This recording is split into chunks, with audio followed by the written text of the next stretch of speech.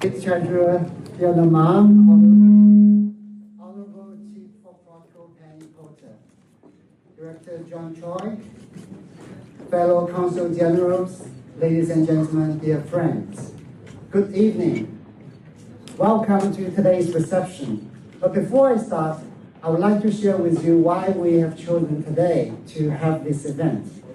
Today is a very special day because in the Chinese lunar calendar, today is known as autumn equinox, a day when we celebrate harvest, when we honor the hard work that makes harvest possible. So it's a very auspicious occasion. I hope you will enjoy the autumn equinox. On behalf of the Chinese Consulate General, I would like to extend our heartfelt appreciation to all friends who support China's development and care for the friendly relations between our two countries. Over the past 76 years, under the able leadership of the Communist Party of China, the Chinese people have made historic accomplishments. China has gone through epic transformation, from poverty and backwardness to becoming the world's second largest economy, from struggling to meet basic needs to achieving a moderately prosperous society in all respects. As a driving force of the global economy, China has achieved a 5.3% GDP growth in the first half of this year, showing great vitality and resilience. As the largest contributor to world's poverty reduction, China has eradicated absolute poverty at home, achieved the United Nations 2030 agenda ahead of schedule, and provided concrete support and assistance to other developing countries. As a pioneer in technology innovation, China has made remarkable advances in AI, in semiconductors, in robotics, and in space, contributing both to its own high-quality development and to global scientific and technological progress. As a doer in addressing climate change, China accounts for about 2/3 of the world's wind and solar power projects under construction, supplies 70% of global photovoltaic modules, 60% of wind power equipment, and more than 50% of electric vehicles. As a practitioner in building a clean government, China resolutely advances full and rigorous self-governance of the ruling party, combats corruption with zero tolerance, and earns the trust and support of its population. On the new journey of building a modern socialist country in all respects, China will firmly pursue high-standard opening up, share opportunities with other countries, including the United States, and work together for a brighter future. Dear friends, this year also marks the 80th anniversary of the victory of Chinese people's war of resistance against Japanese aggression and World Anti-Fascist War. China has held solemn commemorative events. Our purpose is to remember history, honor fallen heroes, cherish peace, and create a better future. During the wartime, the American Flying Tigers braved the skies to open the hump route, and Chinese people risked their lives to rescue the Doolittle Raiders. Such heroic deeds forged a strong bond of friendship sealed in blood and fire between our two peoples. History cautions us that humanity rises and falls together. Only when all countries and nations treat each other as equals, coexist in harmony, and support each other, can we uphold common security, eradicate the root cause of war, and prevent the recurrence of historical tragedies. Today, the international community once again have a choice to make. A choice between peace and war, a choice between dialogue and confrontation, and a choice between win-win cooperation and zero-sum rivalry. Not long ago, President Xi Jinping put forward the Global Governance Initiative, calling on all countries to adhere to sovereign equality, abide by international rule of law, practice multilateralism, advocate the people-oriented approach, and focus on taking real actions. This initiative represents China's contribution of wisdom and solutions to addressing the deficit in global governance. China is committed to the path of peaceful development, and China will join hands with countries around the world in building a community with a shared future for humanity. During the Second World War, China and the United States fought side by side in defense of peace and justice.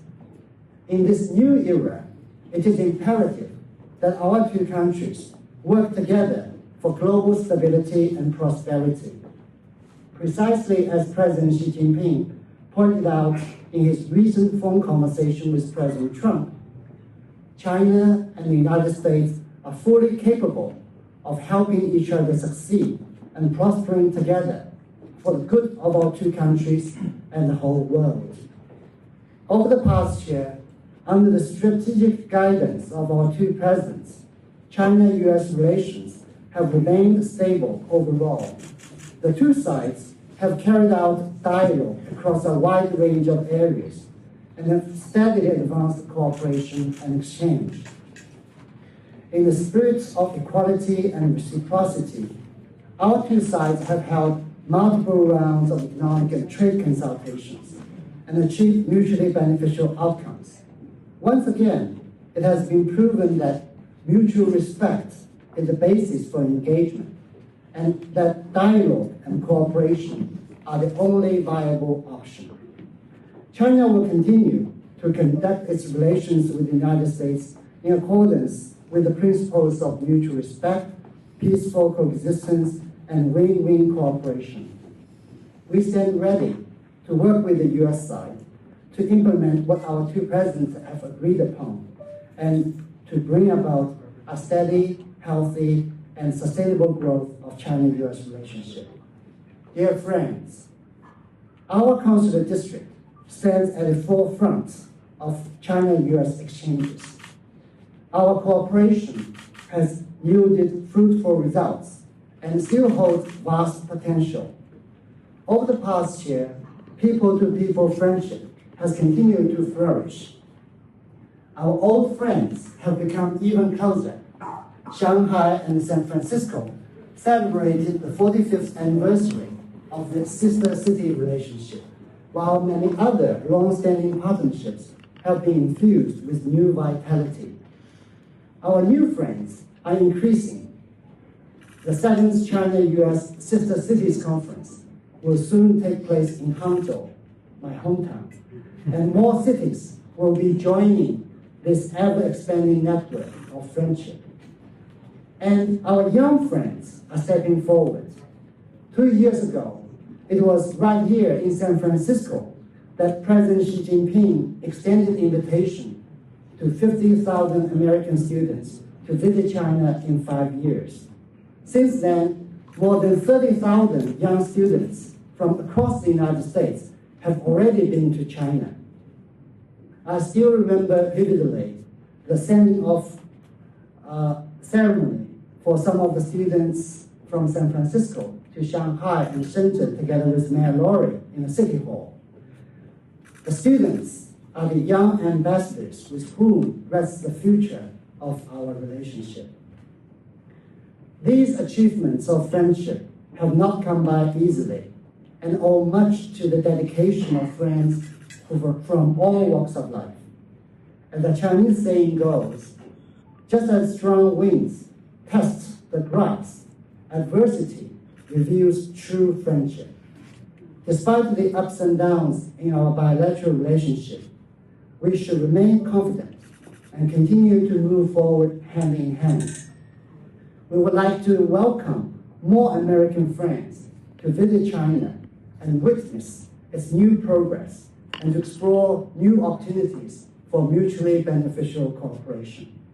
We also hope you will continue to support the cause of China-US friendship and give full play to your role as bridges of exchange and envoys of mutual understanding. Together, let us strengthen the bonds between our peoples and ensure the success of this relationship of vital importance. Finally, may the People's Republic of China continue to prosper. May the friendship between our two peoples keep growing in strength. And may everybody present and your families enjoy happiness and well-being. Thank you very much. Now, I have the great honor to invite State Treasurer Fiona onto the stage to deliver her remarks.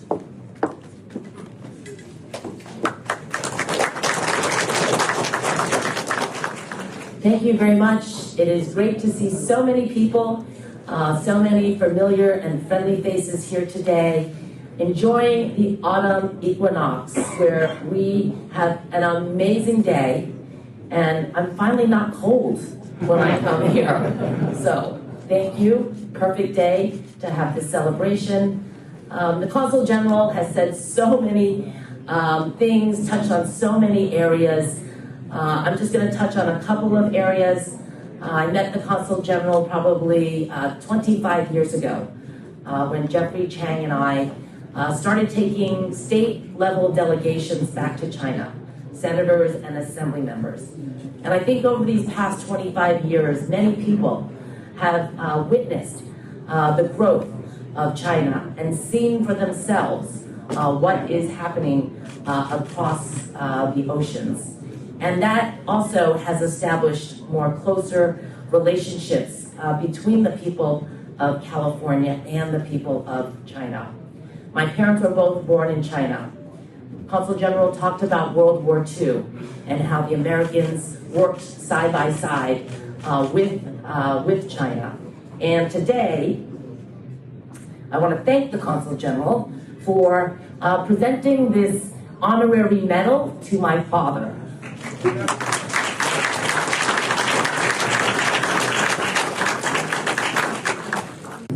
Chief Protocol of San Francisco City Government, Danny Coulter, on the stage to deliver remarks.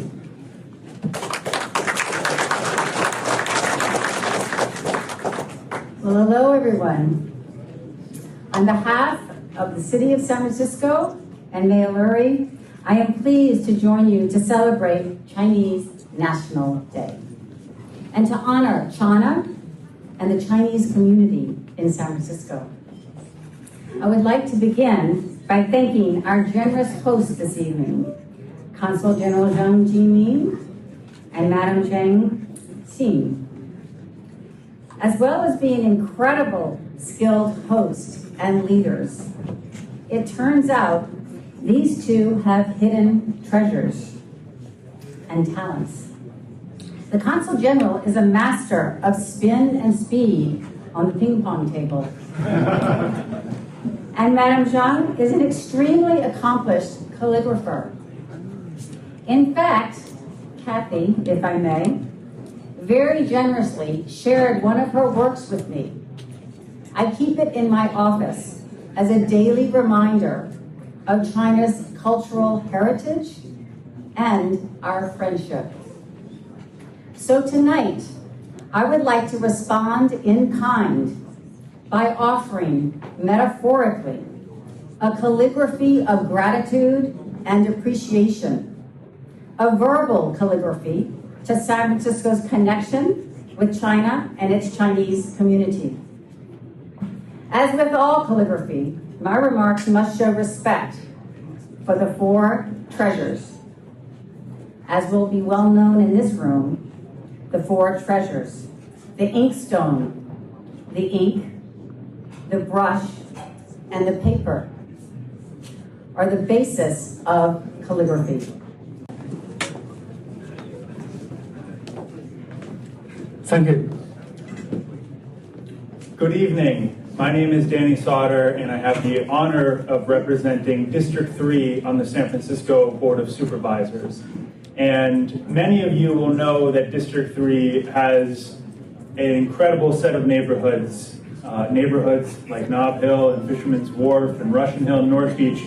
but a neighborhood that's really important to me, and a neighborhood that I know is so important to all of us in the room tonight and to our history and shared partnership in San Francisco, is Chinatown.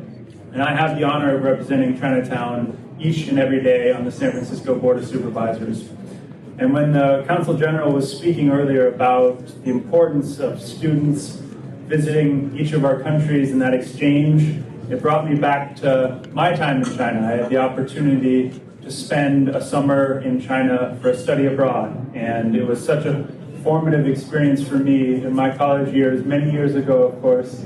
And I was able to spend the summer in Tianjin, and I was able to travel to Xi'an, and I was able to travel to Beijing. And ever since that, and since my time learning Mandarin in college, and now doing my best to learn a little bit of Cantonese, I've always had such admiration for the Chinese people, for the bonds that link our countries, but particularly link San Francisco and my district. And so it is an honor to be here this evening to celebrate 76 years, but I think even more importantly, to look forward to all of the work ahead that our cities and countries will do together. Happy 76. Thank you.